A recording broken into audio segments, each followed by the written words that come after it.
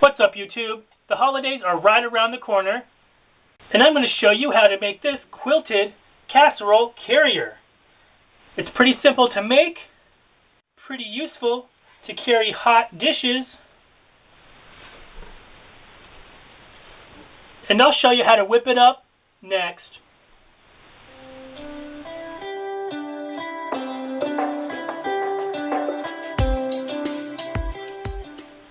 Alright guys, to make this quilted casserole carrier, you'll need 2 pieces of cotton batting that measure 22 inches by 22 inches. Now as you can see, I did not have a piece of batting that measured 22 inches by 22 inches, so what I did was join a few pieces together. And all I did to do that was cut a straight line on the pieces I wanted to sew together. I butted up the seams, and with a zigzag stitch, I just zigged and zagged all the way down to connect my pieces. You're also going to need 2 pieces of cotton fabric that measure 21 inches by 21 inches. Now, even though Thanksgiving is tomorrow, possibly today, depending on when I get this video up, I decided to go with these Christmas prints. This year we're having Thanksgiving at our house, but I know for Christmas we'll be traveling. You're going to need a piece of fabric that measures 5 inches by 21 inches, and this will be our strap. You'll also need 2 pieces of fabric that measure 3 inches by 6 inches, and these will be our loops. You're also going to need your sewing machine with coordinating thread. Let's get started. The first thing that you're going to want to do is take one of your batting pieces and one of your fabric pieces, and you want to lay your fabric so that the pretty side is facing up. And as you can see, we do have extra batting around the outside, and that's just fine because we're going to trim this up when we're done quilting. Now the next thing you're going to want to do is quilt this. You can quilt this as much as you want or as little as you want, but what I'm going to do is I'm going to quilt from corner to corner, and also up and down and from side to side. Like I said, you could free motion quilt this, you could do a crosshatch design, or any other pattern that you choose. So just to make it a little easier on me, you could freehand this, but I'm just going to take my ruler and some chalk and draw a line.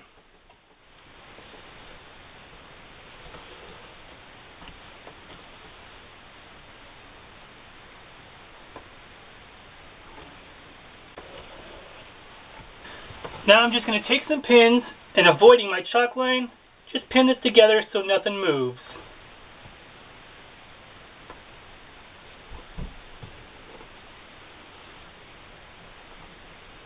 Now just take this over to your sewing machine, and with a straight stitch, I'm going to probably set my machine about a 3.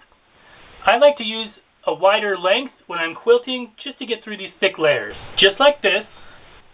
And if you just take a damp cloth, not a wet cloth, just a damp one, and go over your fabric, your chalk lines will disappear.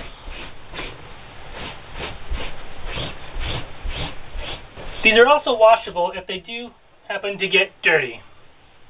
Now, you just want to go around and trim off any excess batting, and you want to quilt and trim both squares of your fabric.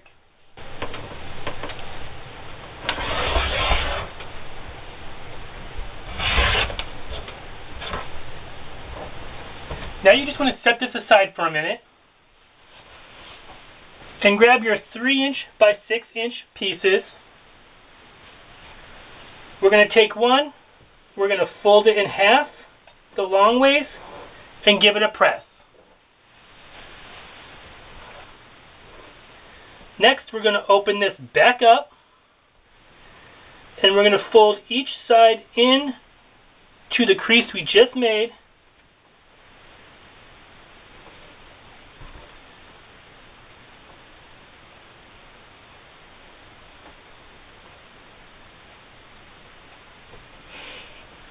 Now give that a press. Just like that. Now finally we're going to fold it over to our original crease. We're going to give that a press. And with about an 1/8 inch seam allowance, we're going to sew right down the side here, making our loop. And you want to do that to your other side also. And now you should have 2 loops that look like this. We're going to set these off to the side for just a second and grab one of your squares of quilted fabric. I'm going to choose this one right here. So what I'm going to do is taking one of my loops, I'm going to come about 1 inch up from the corner. I'm going to match the edge of my loop here with the edge of my square and stick a pin.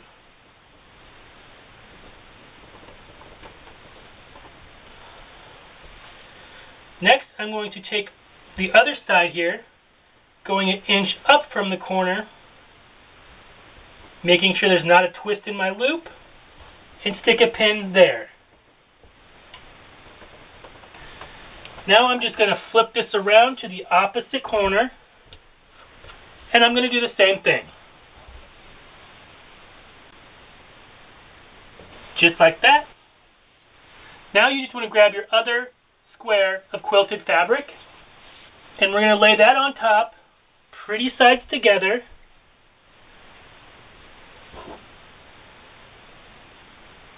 And we're going to pin all the way around, leaving a 4 to 5 inch gap here at the bottom. So now that I have this all pinned together, I'm going to start right here. I'm going to make sure to back stitch, and with a 1/4 to 1/2 inch seam allowance, I'm going to sew all the way around, stopping right here and back stitching, leaving this 4 inch gap open. Alright guys, so I've sewed all the way around, leaving my opening right here at the bottom. Next you want to take some scissors, and we're going to clip the corners.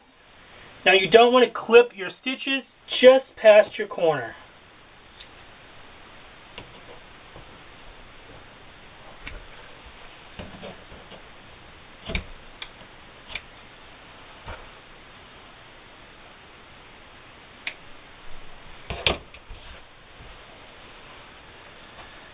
Next, we're just going to turn this right side out and give it a good press. Now, it was a little difficult to get all that through that 4 inch hole, so maybe do a 5 to 6 inch hole. Next, using a chopstick or a bone folder, I'm going to poke out the corners.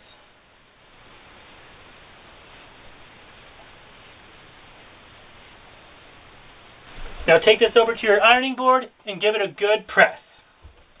Now where our opening is, right here, I'm just going to stick a couple pins just to make sure it's closed.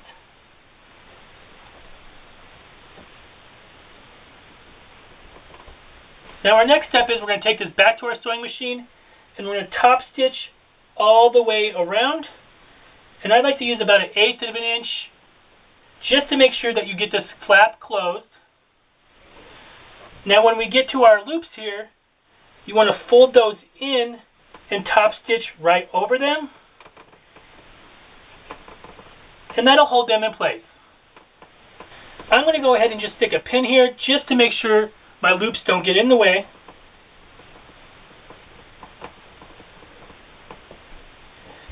And I'm going to do that to both sides. Now, like I said, I'm going to take this over to my machine and I'm going to top stitch all the way around, back stitching at the beginning and the end. And it should look something like this.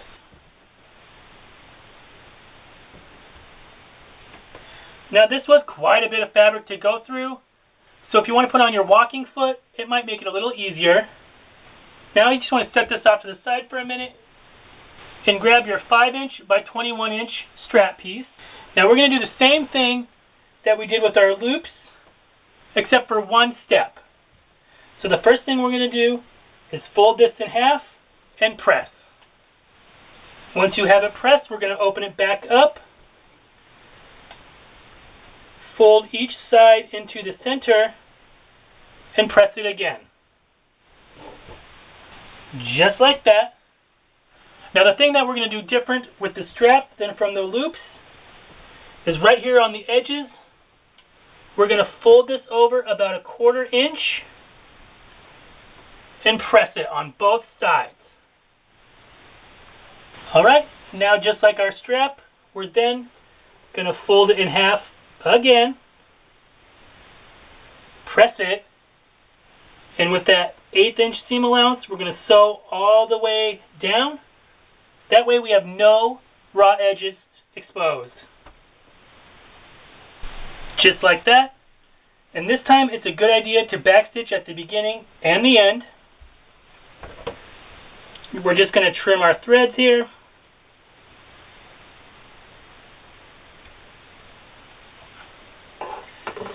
And now you just want to grab your quilted squares here. We're going to lay one part of our strap in this corner and pin it.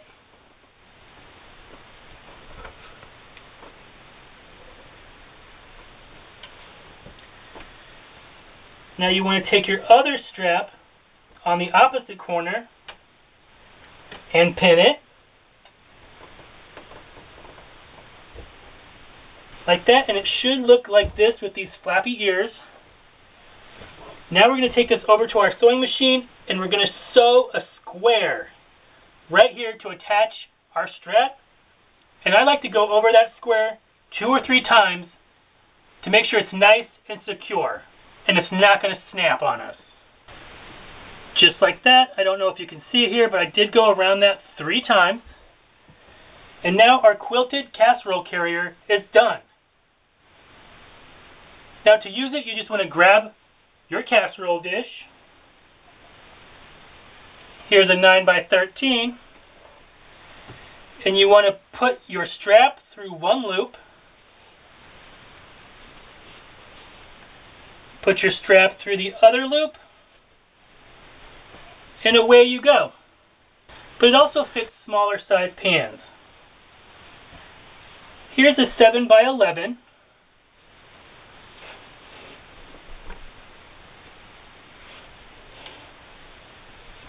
And it works really well for that size.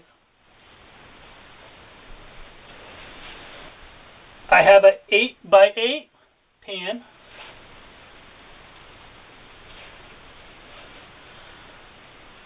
And it works really well for that size also. And if you're like me, you love taking pies to parties. So here's a pie plate.